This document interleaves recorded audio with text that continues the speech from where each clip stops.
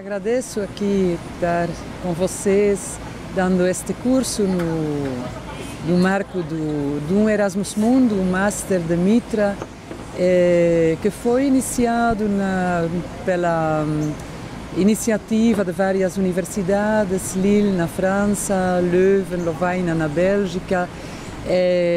outros parceiros europeus e aqui no continente latino-americano, principalmente com México, UNAM, e aqui no Rio, o UFRJ. Então, dentro do marco deste Erasmus Mundo, estou aqui para compartilhar com vocês pesquisas em várias áreas que estou fazendo.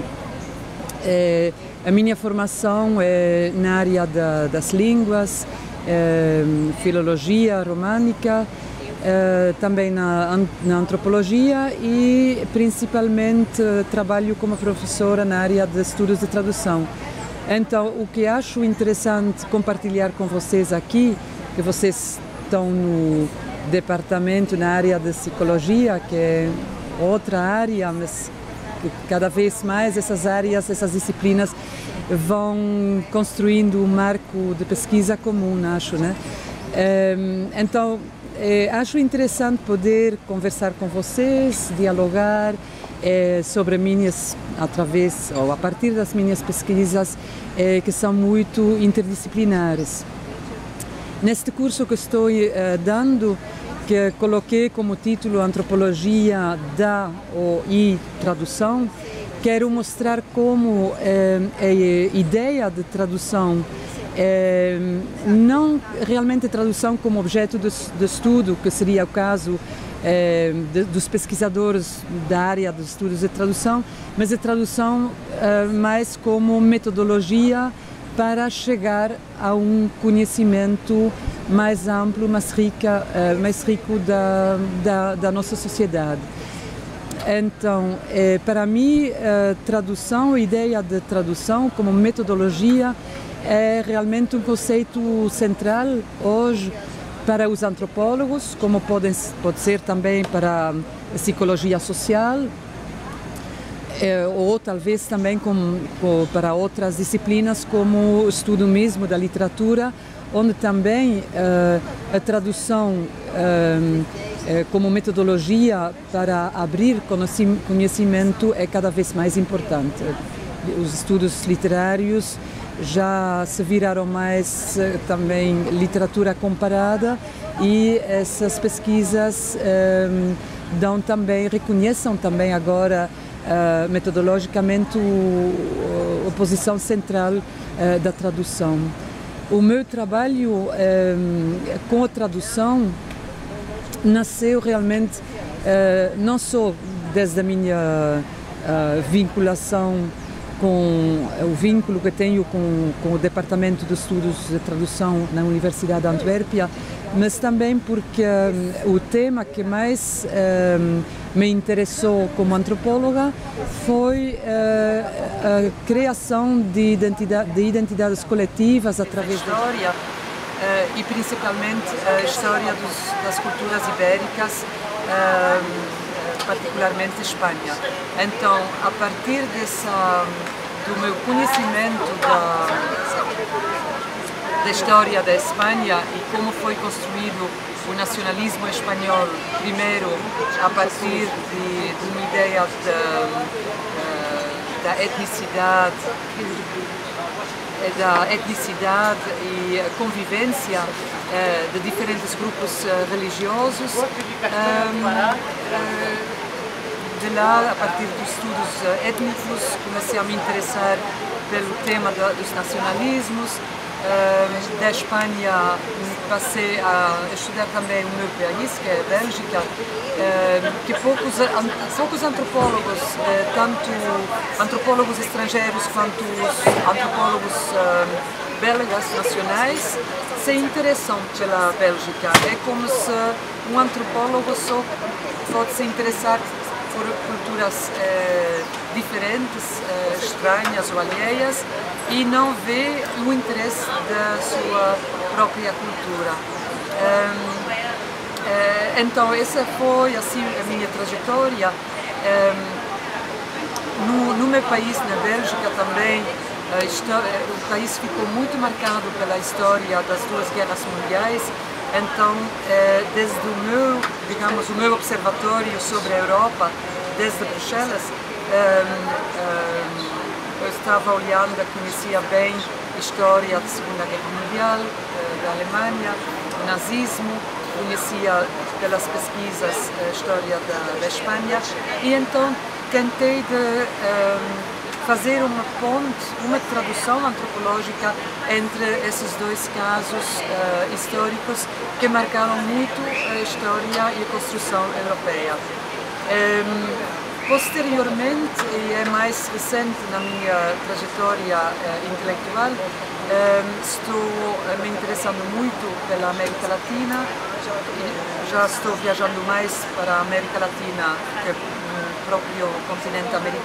europeu, e cada vez mais estou convencida de que para a Europa do século XXI poder chegar a talvez um novo modelo de sociedade, o exemplo, as lições que podemos tomar da América Latina vão ser muito importantes, tanto nos modelos que se elaboraram aqui já desde o século XV praticamente, com toda a mestiçagem, teorias alternativas que se elaboraram aqui, que são alternativas ao nacionalismo, racismo, que foi elaborado mais nos países ocidentais, na Europa em particular, e então acho que talvez a fonte de inspiração para os sociólogos, antropólogos europeus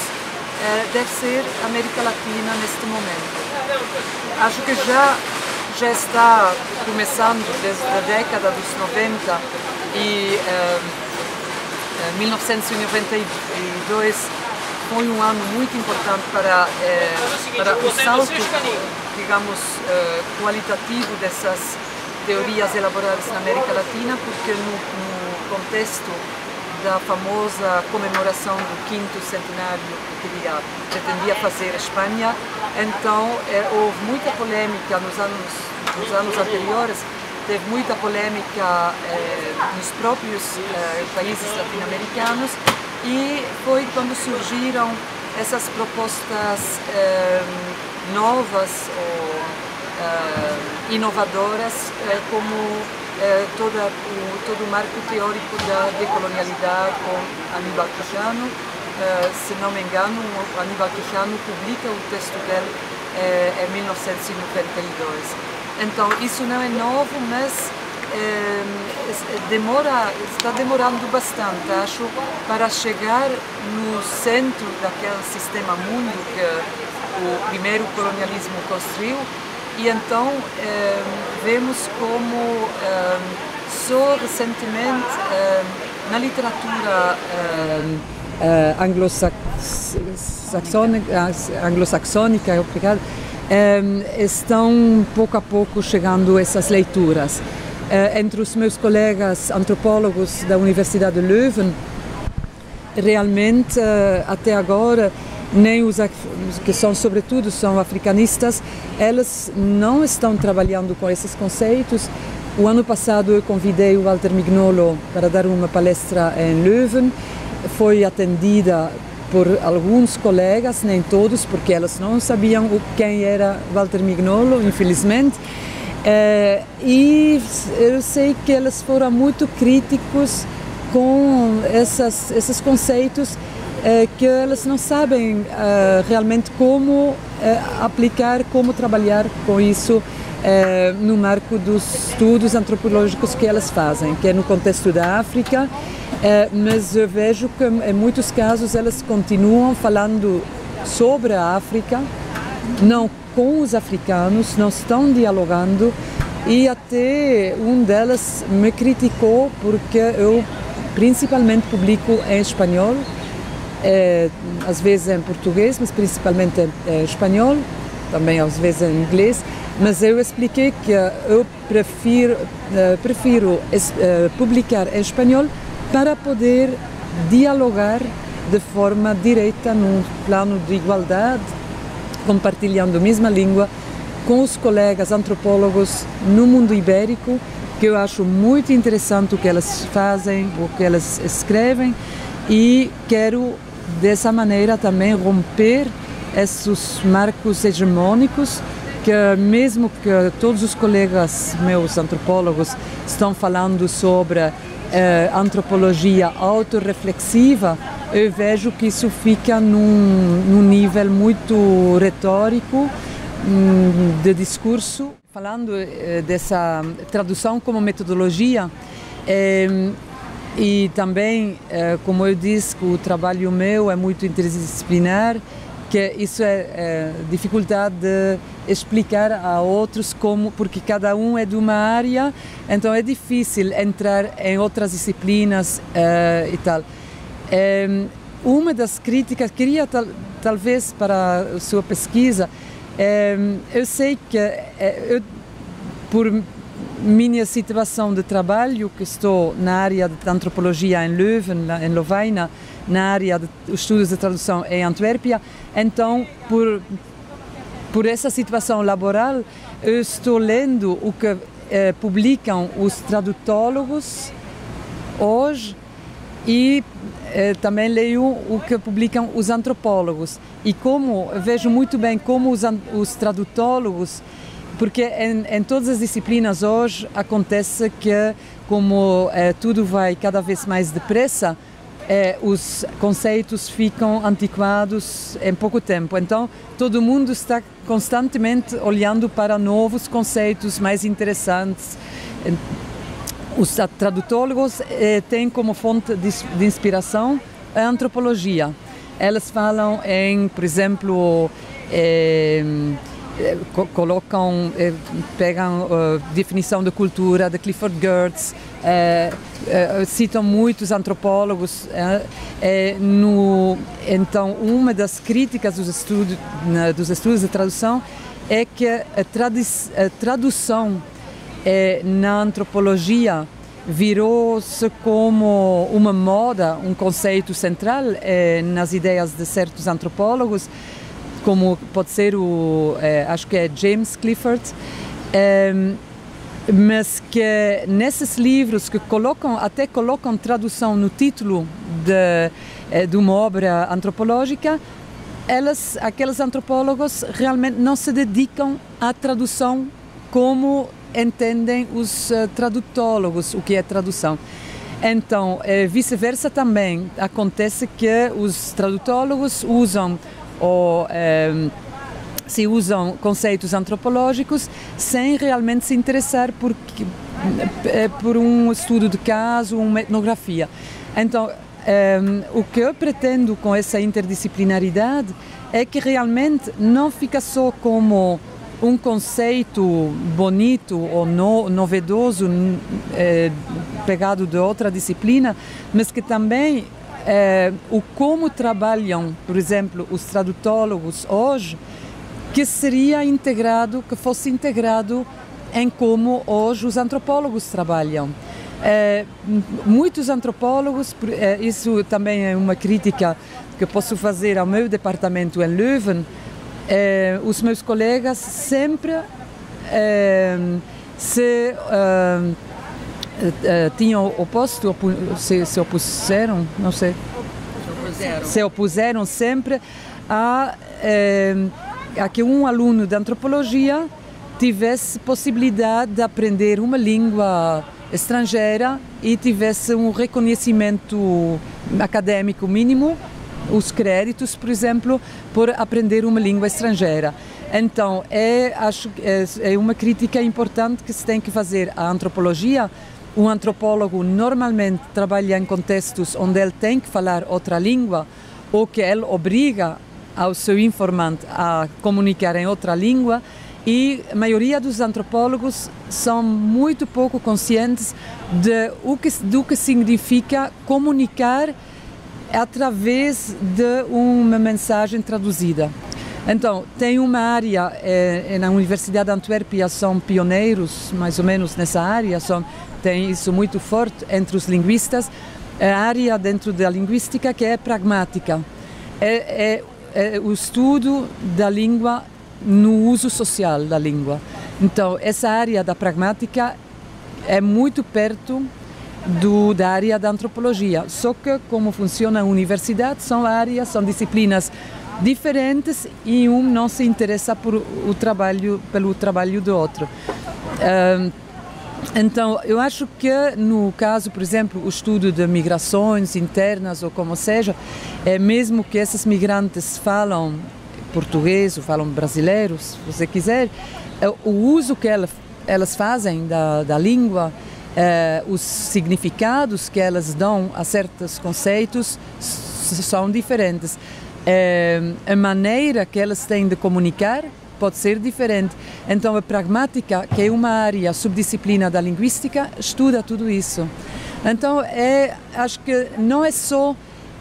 dizer, como antropólogo, vamos a colocar tradução